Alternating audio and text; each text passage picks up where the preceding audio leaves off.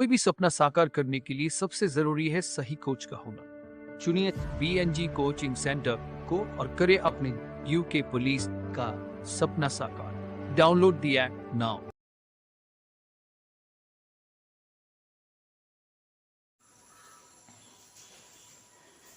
Hello दोस्तों, कैसे हो आप लोग। स्वागत करता हूं मैं आप लोगों का अपने YouTube channel BNG study channel पर। और जो है यहां पर आप लोगों को उत्तराखंड और जीएस के कुछ महत्वपूर्ण क्वेश्चन बताए जाते हैं। आज इसका डे 4 है। जो साथी आज हमारे साथ नए जुड़े हैं उनसे निवेदन है कि वो इससे कि पहले की इम्पोर्टेंट वीडियो को देख लें, जिसका लिंक डिस्क्रिप्शन में दिया गया है। और जो नए साथी आज जुड़े हुए हैं वो चैनल को लाइक शेयर और सब्सक्राइब जरूर करें। तो चलिए शुरू करते हैं आज के इस पहले क्वेश्चन की ओर।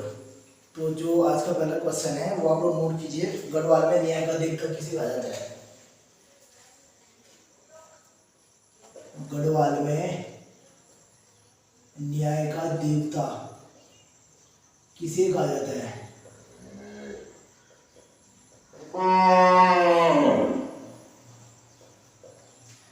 न्याय का को गढ़वाल में न्याय का देवता किसे कहा जाता है? तो आप लोग लिखोगे इसका आंसर कंडोरिया।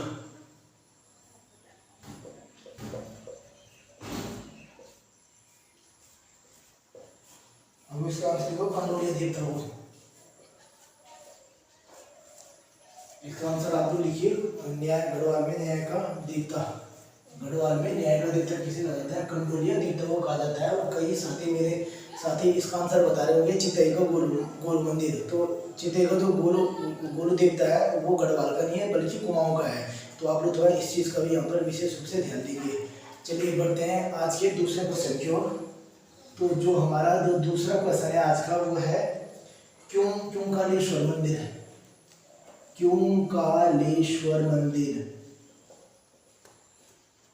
क्योंकालेश्वर मंदिर की स्थापना किसने की? क्योंकालेश्वर मंदिर की स्थापना किसने तथा कब की? तो इसकी स्थापना की किसने तथा कहाँ की? यहाँ पर आप लोगों को किसने तथा कहाँ की? तो ये कि हमारे आदि गुरु शंकराचार्य जी ने की। कहाँ पर की? आप लोग नोट कीजिएगा। इन्होंने की पौड़ी में। तो इन्होंने पौड़ी में क्योंकालेश्वर मंदिर की स्थापना किसने तथा कहाँ की? शंकराचार्य जी ने पौड़ी में की। आप लोग इसे मोस्ट करके नोट करोगे। और जो पहला क्वेश्चन है इसको भी आप लोग मोस्ट करके नोट करोगे। आज का उत्तराखंड का तीसरा क्वेश्चन आप लोग नोट करोगे। दुगड्डा किन नदियों के संगम पर है? दुगड्डा पौड़ी गढ़वाल का दुगड्डा किन नदियों के संगम पर है?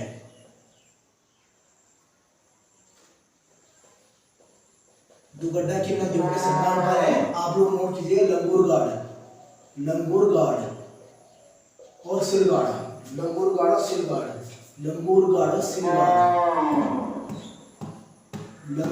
सिलगाड़ नदियों के संगम पर है हमारा पौड़ी का दुगड्डा।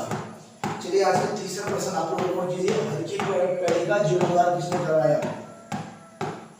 हर की पैड़ी का जीर्णोद्धार किसने करवाया?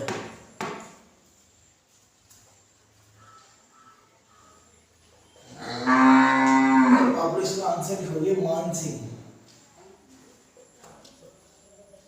किसने करवाया? मान सिंह। ये किसके दरबार में रहता था मान सिंह? तो ये अकबर के दरबार में था मान सिंह। इसने इसका जीर्णोद्धार करवाया। बढ़ते हैं आज के फिफ्थ क्वेश्चन की ओर। वो है भारत माता मंदिर। भारत माता मंदिर हरिद्वार। भारत माता मंदिर हरिद्वार में किसने किया का निर्माण? भारत माता मंदिर हरिद्वार का निर्माण किसने करवाया? किसने करवाया? तो भारत माता मंदिर का निर्माण लिखो। ये कराया स्वामी मित्रानंद ने। स्वामी मित्रानंद ने भारत माता मंदिर हरिद्वार का निर्माण कराया। हर की पेड़ी वाला आप लोग नोट कीजिए दोस्तों, very most important, very most important में आप लोग इसे नोट करोगे, हर की पेड़ी का जीर्णोद्वार। आज का जो कमेंट क्वेश्चन फर्स्ट है उत्तराखंड का, वो आप लोग नोट कीजिए, इसका आंसर आप लोग देना है, आप लोगों ने देना मुझे। इसका आंसर है, इसका जो क्वेश्चन है आप लोग नोट कीजिए, हल्दा कोट किला, हल्दा कोट किला, फलदा कोट किला, फलदा कोट किला किस जिले में है? किला ये आप लोग से दुर्ग भी कर सकते हैं, किस जिले में है? किस जिले में है?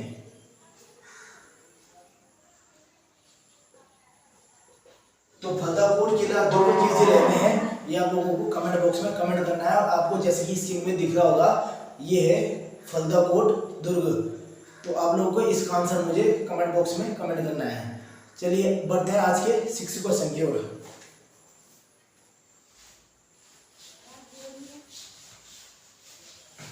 हमारा जो छठवां क्वेश्चन है वो है लुलेरा गुलेरा, लुलेरा गुलेरा घाटी उत्तराखंड में कहाँ है? लुलेरा गुलेरा घाटी, लुलेरा गुलेरा घाटी उत्तराखंड में कहाँ है? लुलेरा गुलेरा घाटी किस स्थान पर है? लुलेरा गुलेरा घाटी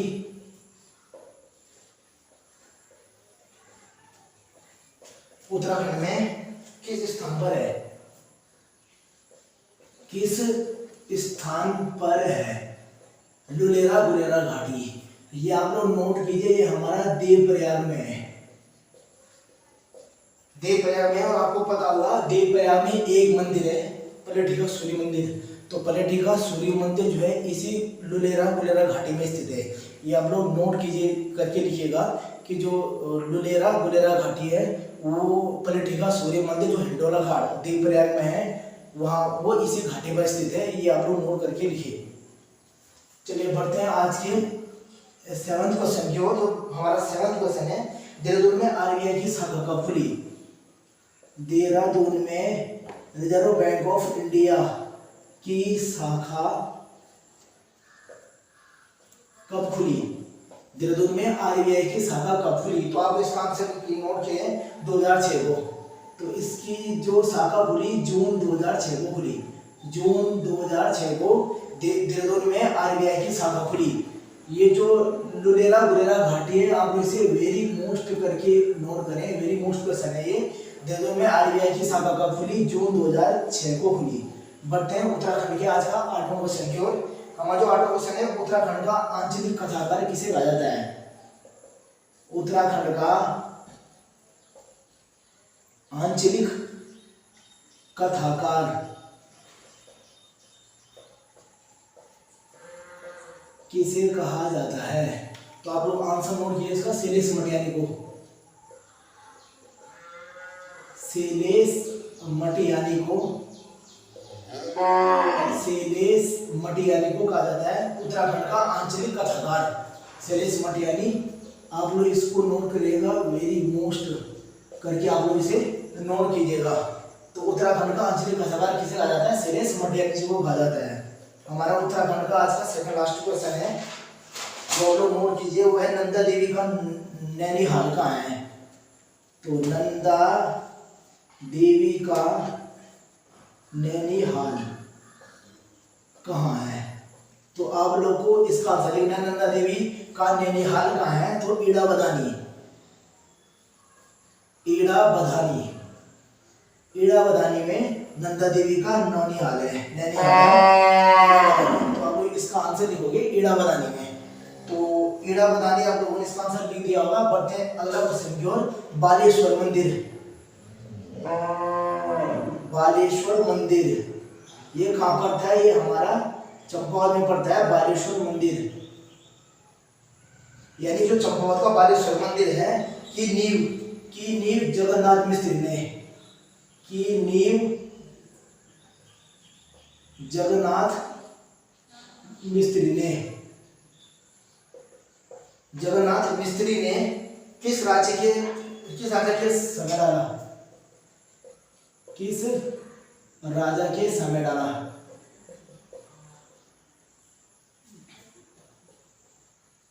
समय डाला। तो इसका आंसर आप लिखिए उद्यान चंद। चंद्रवंशी राजा उद्यान चंद के समय में बालेश्वर में जगन्नाथ मंदिर की क्या डाली उन्होंने, चंपावत की नींव। बालेश्वर मंदिर चंपावत की नींव जगन्नाथ मिश्र ने किस राजा के समय में डाली, तो उस राजा का नाम आप लोग नोट कीजिए उद्यान चंद। इसे आप लोग वेरी मोस्ट करके नोट कीजिएगा। वेरी मोस्ट ये हमारा आज का क्वेश्चन हो गया, 10वां क्वेश्चन। और जो ये जगन्नाथ मिस्त्री है, ये इनके हाथ अगर क्वेश्चन आएगा तो कत्यूरी राजाओं ने इनके हाथ काट दिए थे। आप लोगों को नोट करना है, इनके जो हाथ कत्यूरी राजाओं ने काट लिए थे, और हाथ कटने के बाद इन्होंने जो है बालेश्वर मंदिर का क्या किया था, इन्होंने नींव डाली थी। बालेश्वर मंदिर की नींव डाली थी। तो बालेश्वर मंदिर चंपावत की नींव जगन्नाथ मिश्र ने किस राजा के समय डाला, तो आप लोगों को नोट करना है इसका उद्यान चंद। आज का कमेंट क्वेश्चन जो सेकंड है उत्तराखंड का, आप लोग नोट कीजिएगा। क्वेश्चन है कुलसारी का सूर्य मंदिर किसने बनाया। जी हाँ, कुलसारी का सूर्य मंदिर किसने बनवाया। आप लोग इसका आंसर मुझे कमेंट बॉक्स में कमेंट करोगे। तो ये थे उत्तराखंड के आज कुछ मोस्ट इंपोर्टेंट क्वेश्चन, जिसमें आप 2 क्वेश्चन वेरी मोस्ट 2-3 क्वेश्चन आज यहाँ से वेरी मोस्ट इंपोर्टेंट करके निकले हैं। आप लोग इनको जो है अच्छे से नोट करें, कॉपी में इसे उतारें और इसे याद जरूर करें। आज हमारा डे 4 है, तो कम से कम 80 आप लोगों को आज 80 क्वेश्चन आप लोगों को आज मिल गए हैं। तो आप लोग इनको वेरी मोस्ट समझ करके आप लोग सब इनको याद करोगे। चलिए बढ़ते हैं आज के जीएस का पहला क्वेश्चन। जीएस का क्वेश्चन नंबर फर्स्ट आप लोग नोट कीजिएगा। किस आर्टिकल के द्वारा राष्ट्रपति पर महाभियोग लगता है। किस आर्टिकल के द्वारा राष्ट्रपति पर महाभियोग लगता है। किस आर्टिकल के द्वारा भारत के राष्ट्रपति पर क्या लगता है, महाभियोग लगता है। आप लोग नोट कीजिए आर्टिकल 61। आर्टिकल 61 में भारत के राष्ट्रपति पर महाभियोग लगता है। महाभियोग वो प्रक्रिया है जिसमें राष्ट्रपति को उसके पद से हटाया जा सकता है। महाभियोग की प्रस्ताव किसी भी सदन में लाया जा सकता है, चाहे वो लोकसभा हो चाहे वो राज्यसभा हो, किसी भी सदन में इसको लाया जा सकता है। बाकी डिटेल से हम यहाँ पर डिस्कस नहीं करेंगे, क्योंकि यहाँ पर हम इम्पोर्टेंट क्वेश्चन को ही यहाँ पर बता रहे हैं, तो यहाँ पर डिटेल नहीं करेंगे हम। तो चलिए आज का जो दूसरा क्वेश्चन है जैव विविधता का हॉटस्पॉट। आप लोग नोट कीजिएगा जैव विविधता का हॉटस्पॉट। हॉटस्पॉट किसे माना जाता है, किसे माना जाता है। तो आप लोग इसका आंसर लिखिएगा पूर्वी हिमालय को माना जाता है। कौन से हिमालय को, पूर्वी हिमालय को माना जाता है जैव विविधता का हॉटस्पॉट। इसको आप लोग वेरी मोस्ट करके नोट कर दीजिएगा। जो राष्ट्रपति का महाभियोग का जो आर्टिकल था, आप लोग वेरी मोस्ट इंपोर्टेंट करके इसे नोट कीजिएगा। बढ़ते आज के तीसरे क्वेश्चन की ओर। जो तीसरा क्वेश्चन है कौन सी जलधारा एशिया, कौन सी जल संधि, कौन सी वाटर बॉडी जल संधि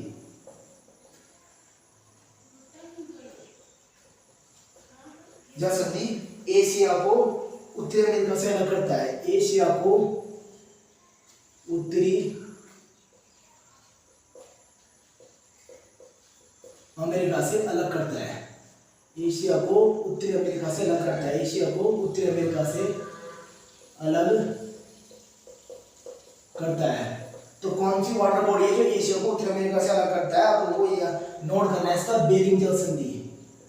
बेरिंग जल संधि, बेरिंग जल संधि जो है एशिया को उत्तरी अमेरिका से अलग करता है। वाटर बॉडी भी पेपर में आते हैं, आप लोगों को इनको भी याद करना है। बेरिंग जल संधि एशिया को उत्तरी अमेरिका से अलग करता है। बढ़ते हैं आज के चौथे क्वेश्चन की ओर।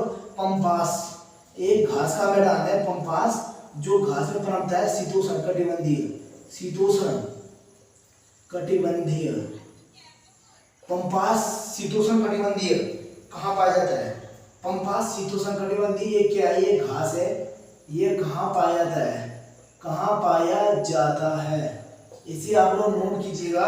ये पाया जाता है पंपास दक्षिण अमेरिका, दक्षिण अफ्रीका, अमेरिका।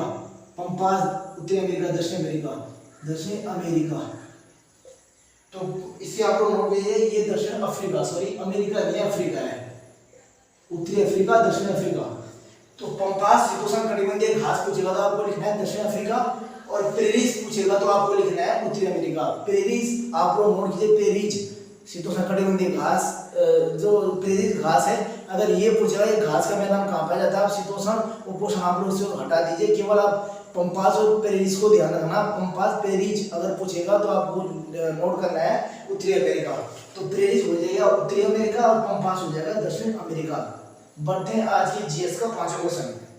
कौन कौन से देश स्वर्णिम त्रिभुज के अंतर्गत आते हैं? स्वर्णिम त्रिभुज, तो आप लोग लिखेंगे कौन कौन से देश स्वर्णिम त्रिभुज के अंतर्गत आते हैं, त्रिभुज के अंतर्गत आते हैं। कौन कौन से देश स्वर्णिम त्रिभुज के अंतर्गत आते हैं? आप लोग फटाफट इसका आंसर नोट कीजिएगा।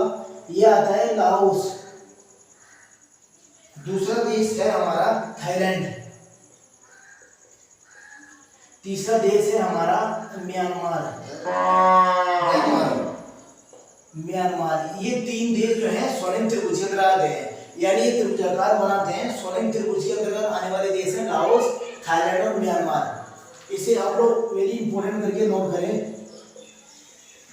वेरी मोस्ट इंपॉर्टेंट है हमारा।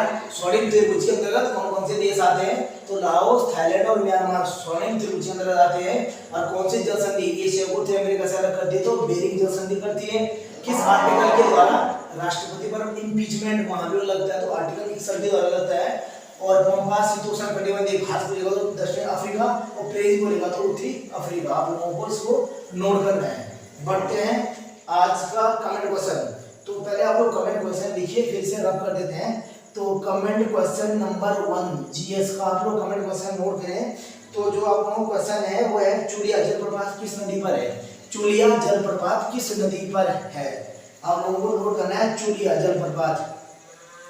चूलिया जलप्रपात किस नदी पर है? आप लोग इसका आंसर कमेंट बॉक्स में कमेंट करेंगे। चलिए बढ़ते हैं आज के 6वें क्वेश्चन की ओर, वो है तिल। आपने तिल का तिल नाम सुना होगा। तिल, तिल किस फसल के अंतर्गत आता है? रबी की फसल, खरीफ की फसल या जायद की फसल? किस फसल के अंतर्गत आता है तिल? तो आप लोग नोट कीजिएगा तिल किस फसल के अंतर्गत आता है। तिल किस फसल के अंतर्गत आता है? तो तिल जो आता है हमारा वो खरीफ की फसल के अंतर्गत आता है। खरीफ की फसल, खरीफ की फसल के अंतर्गत आता है हमारा तिल। तो तिल किस फसल के अंतर्गत आता है? खरीफ की फसल। आपको रबी की फसल, खरीफ की फसल, जायद की फसल जो प्रमुख फसलें हैं इनमें क्या क्या कंटेन आते हैं ये आप लोगों को याद होना चाहिए, क्योंकि अभी आयोग यहाँ से क्वेश्चन पूछ चुका है, इसलिए आप लोग इसको जरूर याद करें। अगला क्वेश्चन है हमारा 7वां क्वेश्चन है, भारत का पहला लौह इस्पात कारखाना कहाँ? भारत का पहला लौह इस्पात कारखाना कहाँ तथा किस नदी के किनारे खुला? तथा किस नदी पर खुला? कहाँ तथा किस नदी पर खुला? भारत का पहला लौह इस्पात कारखाना कहाँ था, किस नदी पर खुला? आप लोगों को नोट करना है। ये खुला था हमारा 1874 को। और नदी का नाम पूछे तो आपको नदी का नाम लिखना है इसमें पुल्टी बगार नदी, बराकर नदी। आप लोग पहले से नदी का नाम लिखो, बराकर नदी। ये कहाँ पड़ता है? ये पड़ता है हमारा कुल्टी बनता है वेस्ट बंगाल, WB। तो भारत का पहला लौह इस्पात कारखाना कहाँ खुला? तो कब खुला? जो 1874 को खुला। और किस नदी पर खुला? नदी का नाम पूछेगा तो नदी आ जाएगी बराबर नदी नहीं, बरकार नदी। नदी का नाम आप लिखो बराकर नदी, बराबर नदी नहीं, बराकर नदी, जो कुल्टी वेस्ट बंगाल में है। इसे आप लोग वेरी मोस्ट करके नोट करें। भारत का पहला लौह इस्पात कारखाना कहाँ खुला? 1874 को खुला, बराकर नदी, कुल्टी वेस्ट बंगाल। बढ़ते हैं आज के 8वें क्वेश्चन की ओर। तो हमारा जो 8वां क्वेश्चन है आप लोगों को नोट करना है, संथाल विद्रोह कब हुआ? संथाल विद्रोह।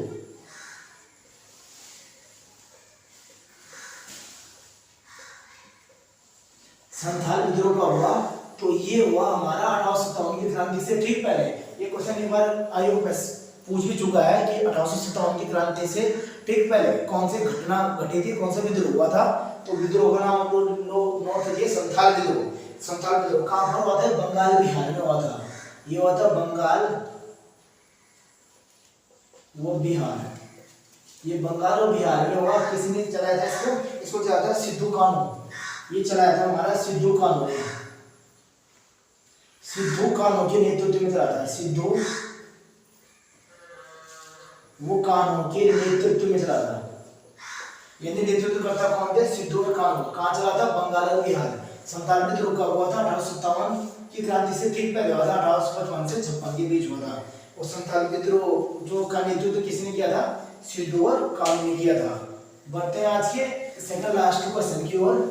तो जो 9वां क्वेश्चन है वो आप लोग नोट कीजिएगा। 9वां क्वेश्चन, 1857 की क्रांति में जगदीशपुर से विद्रोह किसने किया था? 1857 की क्रांति में 1857 की क्रांति में जगदीशपुर से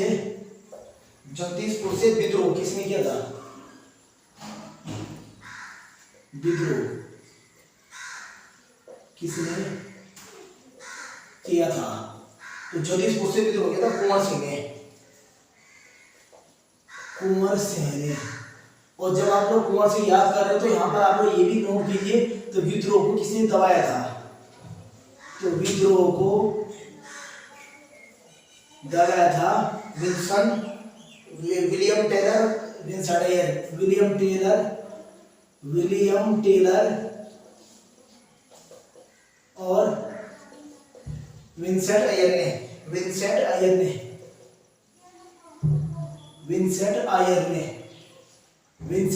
ने इसे क्या किया था? दबाया था। विंसेंट आयर ने 1857 की क्रांति में जगदीशपुर से नेतृत्व विद्रोह किसने किया था? तो जगदीशपुर से अगर क्वेश्चन आया तो कुंवर सिंह विद्रोह को दबाने वाला था। विलियम टेलर और विंसेंट आयर ने। दिख नहीं रहा होगा आप लोगों को, ये विंसेंट आयर लिखा हुआ है, विंसेंट आयर, ठीक है। और यहाँ से किसने किया था विद्रोह? तो कुंवर सिंह ने किया था विद्रोह। एक क्वेश्चन 1857 की क्रांति से भी आएगा, आप लोग इसको ध्यान से पढ़ना, ठीक है, इनको समझना और उसकी कॉपी में से नोट करना, ठीक है। ये आप लोगों को क्लियर होते चले जाएंगे। 1857 की क्रांति से एक क्वेश्चन जरूर पेपर में आता है, ठीक है। 10वां क्वेश्चन है, जलियांवाला हत्याकांड के दौरान जमनालाल बजाज जलियांवाला बाग हत्याकांड जो 1919 को हुआ था, बैसाखी के दिन 13 अप्रैल 1919 को हुआ था। जलियांवाला बाग हत्याकांड के दौरान जमनालाल बजाज ने कौन सी उपाधि छोड़ी? जमनालाल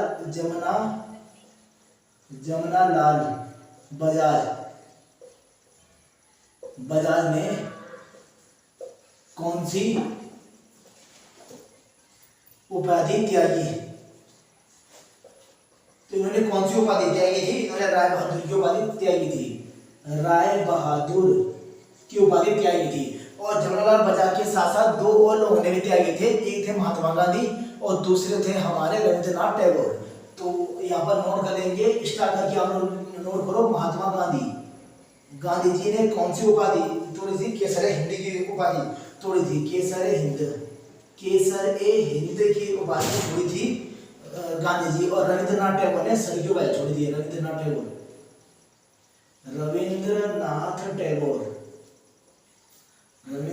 टैगोर ने किसकी उपाधि छोड़ी थी? सर की उपाधि छोड़ी थी।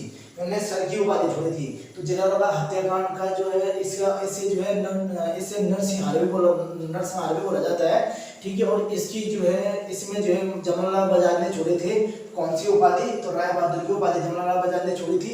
महात्मा गांधी ने केसर हिंद छोड़ा था और जबकि रविंद्रनाथ टैगोर ने सर की उपाधि जो है अपनी त्यागी थी जलियांवाला हत्याकांड के बाद। और हमारा जो आज का कमेंट क्वेश्चन सेकंड है आप लोगों के लिए, आप लोग नोट कीजिए। एशियाटिक सोसाइटी की स्थापना कब तथा किसने की?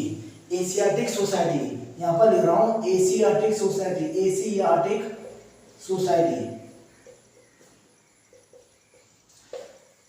एशियाटिक सोसाइटी की स्थापना कब तथा किसने की थी? तो आप लोगों को इसका क्वेश्चन मुझे कमेंट बॉक्स में कमेंट करना है। ये थे आज के कुछ महत्वपूर्ण क्वेश्चन आप लोगों के बीच हम लोग लाए हैं और डेली हम लोग लेके आएंगे। बस आप लोगों को साथ पे साथ जो है हमारा जो है साथ देना, आप लोगों को साथ देना है, आप लोगों को साथ के साथ चलना है। और इसके लिए जो आप लोगों को जितने भी क्वेश्चन दिए जाते हैं वो कमेंट बॉक्स में आप लोग कमेंट जरूर किया करो, ठीक है।